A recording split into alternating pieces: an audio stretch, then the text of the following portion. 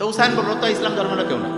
উনি যখন লাস্টের বার যে গোল্ড মেডেলিস্ট যে হইল ইয়াতে, ওটার নাম কি, অলিম্পিক, ভেরি নাইস, তার আগে ওনার একজন, ওগুলা দেশে তো বিয়ের সাথে এরকম নাই, একজন ওনার হচ্ছে এরকম গার্লফ্রেন্ড ছিল। ইসলামে তো এটা হারাম, আমি জাস্ট বোঝার জন্য বলতেছি। তো হুসাইন বলল তো ইসলাম ধর্মের কেউ না। তো সে কি করলো, তার অলিম্পিক গেমের বেশ কিছুদিন আগে গার্লফ্রেন্ডের সাথে কফি হাউসে বসলো, বসে অ্যাগ্রিমেন্ট করলো যে সামনে আমার হচ্ছে অলিম্পিক জয়ে গোল্ড লাগবে, তোমার সাথে যে সম্পর্ক এই জায়গাতে, আসসালামু আলাইকুম, তুমি যাও তোমার মতো, বাস।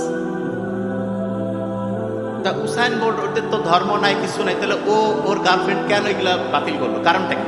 কারণ সে দেখছে এই জিনিসটা তার একাগ্র হয়ে কাজ করার যে ক্যাপাসিটি সেটা কমায় দেয়। হুসাইন বোল্ট খেলাধুলার ক্ষেত্রে, খেলাধুলায় তো মনের ব্যাপারটা অতটা না।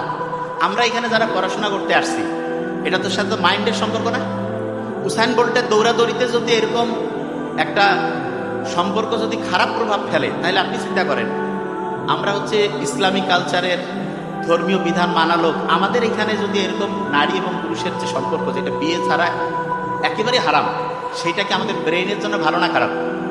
হ্যাঁ, অনেকে মনে হয় সন্দেহ আছে যে না, এটা বোধহয় মডার্ন সময় বোধহয় ভালো না, ভয়ঙ্কর খারাপ।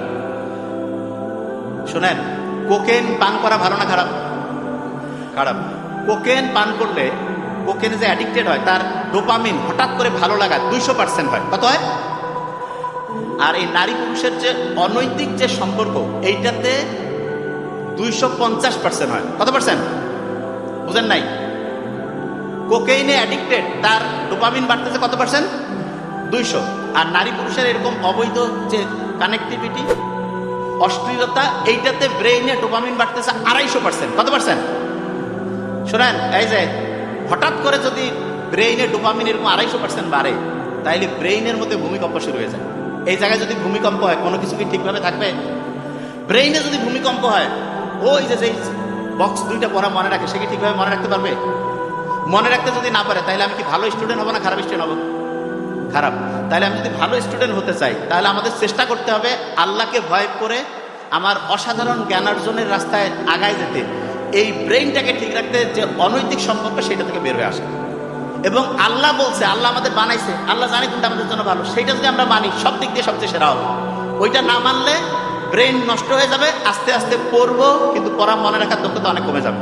অনেক অনেক চিঠি আমরা পাই, অনেকেই বলে যে স্যার এইটা স্যারকে জানাই দিবেন যে আগে পড়া মনে রাখতে পারতাম, ক্লাসের ভালো স্টুডেন্ট ছিলাম, ভার্সিটিতে মেডিকেলে ভর্তি হয়েছি, পড়াশোনায় অনেক খারাপ অবস্থা, কি কারণ?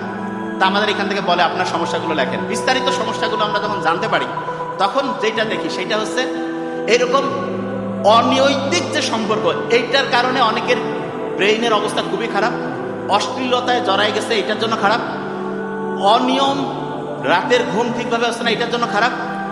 এই কয়েকটা খারাপের কারণে শয়তান তার যে বড় ফর্মুলা দিছিল যে ঘড়ি নষ্ট করা, তার হাইপোথ্যালামাসের যে ঘড়ি, সেটা নষ্ট হয়ে গেছে।